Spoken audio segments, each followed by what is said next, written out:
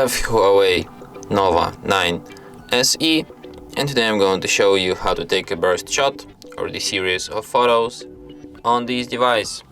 So to do this, firstly you have to open camera and then just hold down shutter button to take a burst shot, just like this. So let's take, I don't know, maybe 23 shots, and here we can review them. And that's how you can take a burst shot, basically. And that's it. Thanks for watching. If you find this tutorial useful, don't forget to hit that like button and subscribe to our channel.